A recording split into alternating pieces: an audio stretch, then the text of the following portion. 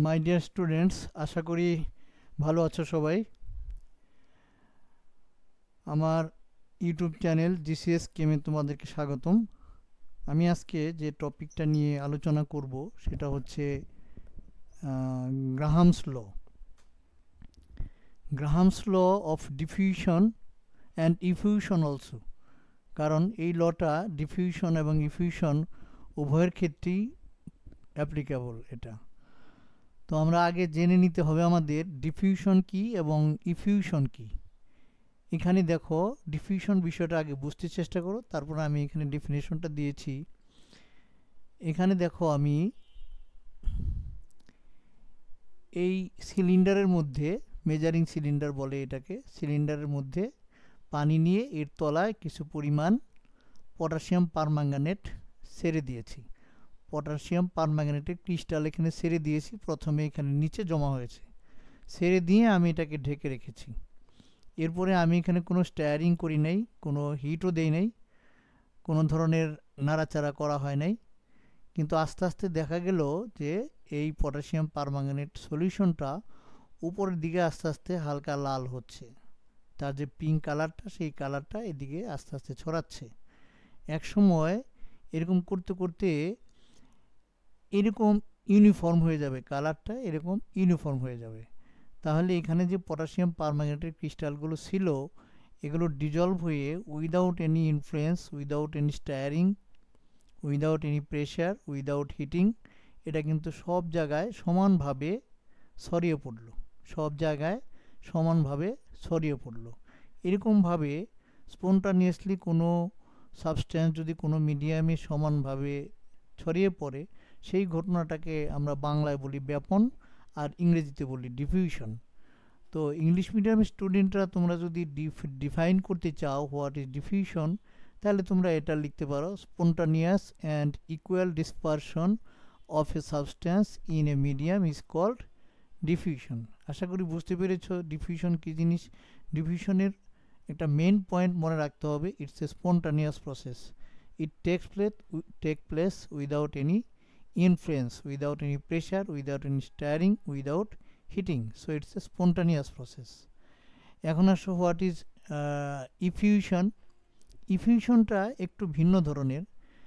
কোনো জায়গায় যদি কোনো গ্যাস আন্ডার হাই প্রেশার থাকে, হাই প্রেশারে কোনো গ্যাস যদি আটকানো থাকে এবং সেখানে যদি একটা ফাইন পোর হয়ে যায়, সূক্ষ্ম ছিদ্র খোলা যায়, তাহলে ভিতরের প্রেশারের কারণে ওই গ্যাসের সাবস্টেন্সটা খুব দ্রুত বাইরে বেরিয়ে আসে।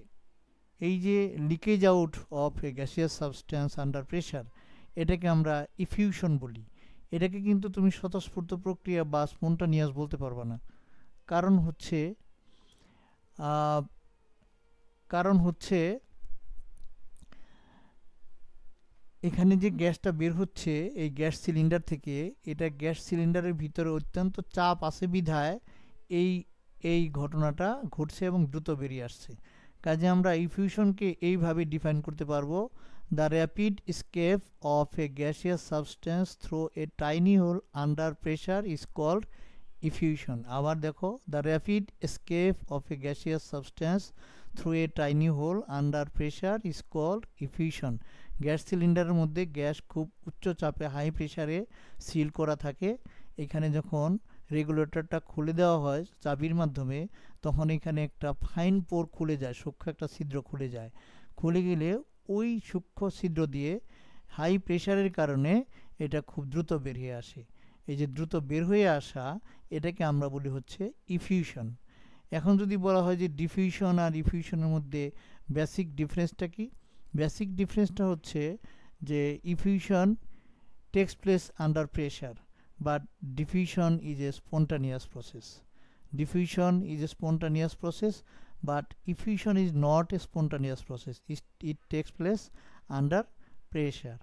ওকে, আশা করি তোমরা ডিফিউশন এবং ইফিউশন কী জিনিস বুঝতে পেরেছো এবং তার মধ্যে ডিফারেন্সটা কি এই দুইয়ের মধ্যে সেটাও বুঝতে পেরেছো। এখন এই ডিফিউশন বা ইফিউশন সংক্রান্ত একটা ল আছে, এটা দিয়েছেন গ্রাহাম, এই জন্য এটার নাম হচ্ছে গ্রাহামস ল অফ ডিফিউশন। এই ল কি বলছে? At a constant temperature and pressure the rate of diffusion of a gas is inversely proportional to the square root of its density. আমি আবার পড়ে শোনাচ্ছি। At a constant temperature and pressure, the rate of diffusion of a gas is inversely proportional to the square root of its density. তার মানে কোনো একটা গ্যাসের rate of diffusion, তার যে গ্যাসটার যে ডেন্সিটি, সেই ডেন্সিটির বা কোনো একটা সাবস্ট্যান্সের যে ডেন্সিটি, তার ডেন্সিটির ইনভার্সলি প্রপোর্শনাল।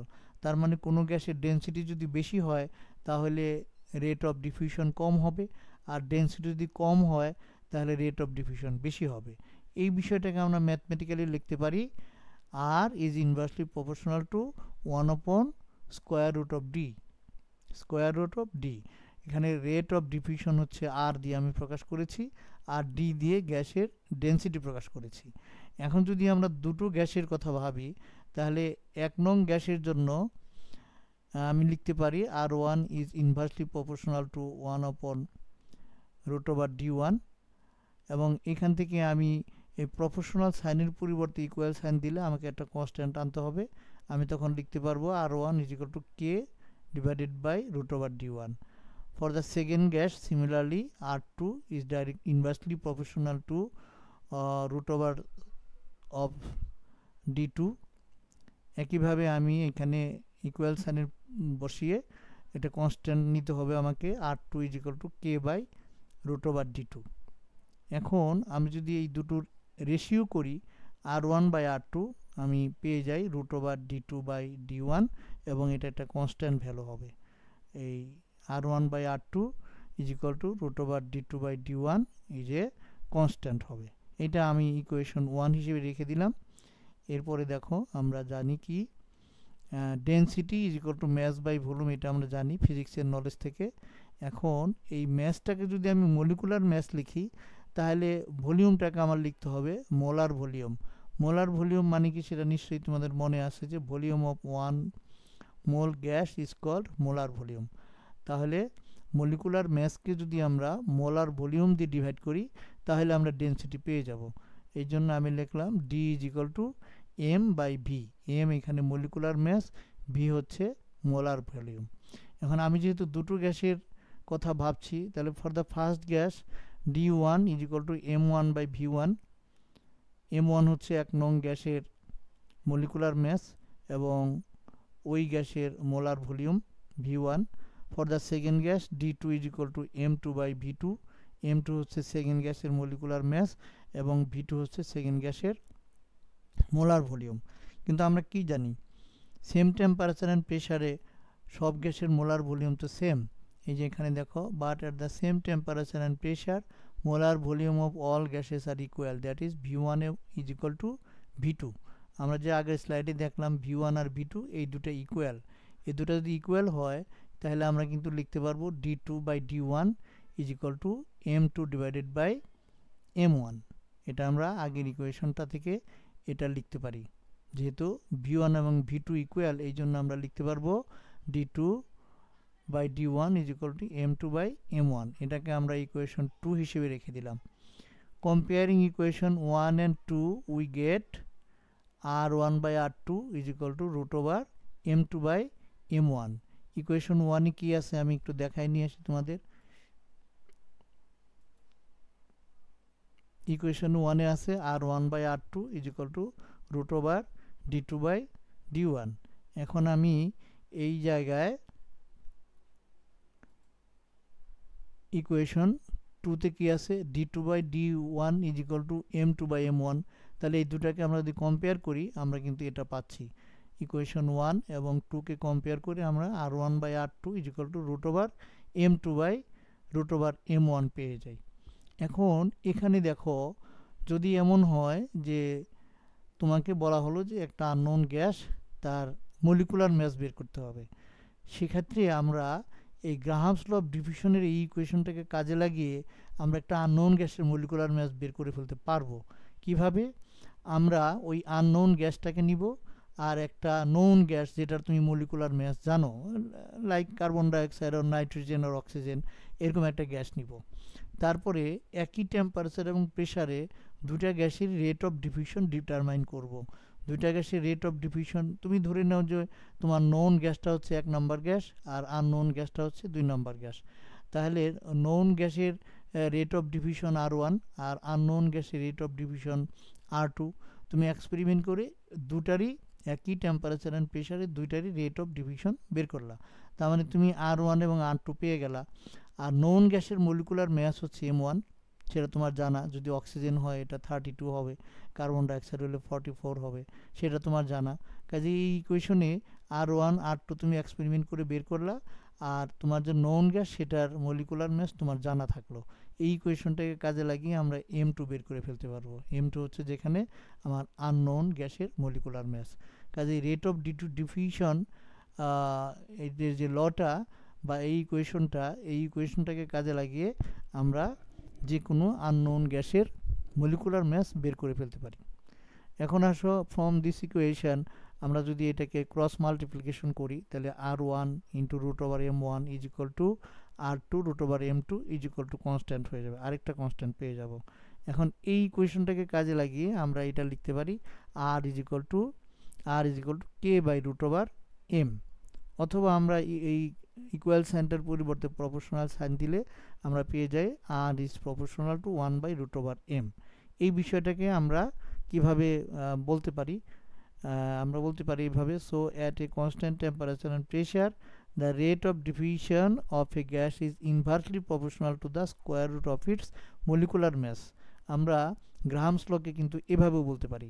কীভাবে বলতে পারি? এই ইকুয়েশন অনুযায়ী যে গ্যাসের মলিকুলার মাস বেশি সেটা রেট অফ ডিফিউশন কম হবে, আর যে গ্যাসের মলিকুলার মাস কম সেই গ্যাসের রেট অফ ডিফিউশন বেশি হবে। এই ইকুয়েশন সেটাই বলে দিচ্ছে। এই জন্য আমরা বলতে পারি at a constant temperature and pressure the rate of diffusion of a gas is inversely proportional to the square root of its molecular mass। এভাবেও আমরা গ্রাহামস লকে ডিসক্রাইব করতে পারি বা স্টেটমেন্টটা এভাবেও দিতে পারি। এখন আসো, ধরে নাও যে we have same volume of two gases যাদের ভলিউম V। দুইটা আমরা গ্যাস নিলাম যাদের দুইটারই ভলিউম হচ্ছে B। এখন this volume of gas B takes T1 and T2 times respectively for diffusion at the same condition of temperature and pressure। এখন আমরা যে সেম ভলিউমের গ্যাস নিলাম, এক নাম্বার গ্যাসটা মনে করো T1 সেকেন্ডে ডিফিউজ হয়ে গেল, আর 2 নাম্বার গ্যাসটা মনে করো যে T2 সেকেন্ডে ডিফিউজ হয়ে গেল। তাহলে রেট অফ ডিফিউশনের ডেফিনেশন অনুযায়ী আমরা কি লিখতে পারি? রেট অফ ডিফিউশনটা কি? Volume of gas diffused in unit time. Unit টাইমে যে ভলিউমের গ্যাস ডিফিউজ হয় সেটাই হচ্ছে রেট অফ ডিফিউশন। তাহলে এক নাম্বার গ্যাসের জন্য আমরা লিখতে পারবো R1, that is rate of diffusion of the first gas, is equal to V by T1। For the second gas R2 is equal to V by T2। আমরা দুটো গ্যাসেরই volume same করে নিয়েছি। এক নাম্বার গ্যাসের জন্য T1 টাইম লাগলো diffusion হইতে, আর 2 নং গ্যাসের জন্য T2 টাইম লাগলো। এখন এটাকে আমরা যদি রেশিও করি, R1 আর R2 যদি রেশিও করি তাহলে V আর V ক্যান্সেল হয়ে থেকে যাবে T2 by T1, that is R1 by R2 is equal to T2 by T1। এখন এই যে 4 নাম্বার ইকুয়েশন আর 3 নাম্বার ইকুয়েশন, আমরা দুইটা স্লাইড আগে গিয়ে একটু দেখে আসি। 3 নাম্বার ইকুয়েশন এটা আমরা যদি কম্পেয়ার করি তাহলে আমরা আরেকটা নতুন ইকুয়েশন পেয়ে যাব। এই যে এখানে 3 নাম্বার ইকুয়েশনে আছে R1 by R2 is equal to root over M2 by M1। আবার 4 নাম্বার ইকুয়েশনে গিয়ে আমরা কি পাইলাম? 4 নাম্বার ইকুয়েশনে আমরা গিয়ে পাইলাম যে R1 by R2 is equal to T2 by T1। 3 number ইকুয়েশনে R1 বাই R2 জায়গায় আমরা যদি T2 বাই T1 বসায় দিই তাহলে কিন্তু আমরা এরকম একটা ইকুয়েশন পেয়ে যাই যে T2 by T1 is equal to root over M2 by M1। এই ইকুয়েশনটা দিয়েও আমরা একটা আননোন গ্যাসের মলিকুলার মাস বের করে ফেলতে পারবো। By diffusing an unknown gas and a gas of unknown molecular mass at the same temperature and pressure and measuring the times needed for diffusion we can determine the molecular mass of the unknown gas with the help of the above equation। আমরা দুইটা গ্যাসের একটা known একটা unknown দুইটারই same volume নিব, same volume নিয়ে দেখব যে কোনটার কত টাইম লাগে। আমার নোন গ্যাসটাকে 1 নং গ্যাস যদি ধরি আমরা, তাহলে যদি আমরা বলি তাহলে সেটা T1 টাইম লাগলো, আর আননোন গ্যাসটার জন্য T2 টাইম লাগলো। আর নোন গ্যাসের যে মলিকুলার মাস সেটা তো আমার জানাই আছে, সেটা এখানে এই কোয়েশনে বসিয়ে দিও। এইভাবে আমরা কিন্তু একটা আননোন গ্যাসের মলিকুলার মাস ডিটারমাইন করে ফেলতে পারবো। তাহলে আজকে আমাদের আলোচনার যে বিষয়টা ছিল সেটা কি কি আমরা আলোচনা করলাম, what is diffusion, what is effusion, what is the basic difference between diffusion and diffusion, আর হচ্ছে how to determine the molecular mass of an unknown gas with the help of Graham's law of diffusion. এই বিষয়গুলো পড়লাম, আশা করি তোমরা বুঝতে পেরেছো। তোমাদের এই ভিডিও যদি ভালো লেগে থাকে তাহলে লাইক করে দিও, আর বন্ধুদের সাথে শেয়ার করো, আর চ্যানেলটা সাবস্ক্রাইব করে বেল আইকনে ক্লিক করে রেখো, যাতে করে নতুন কোনো ভিডিও দিলে সেটা তোমরা সহজেই দেখতে পারো। তো ঠিক আছে, সবাই ভালো থেকো। Thank you very much.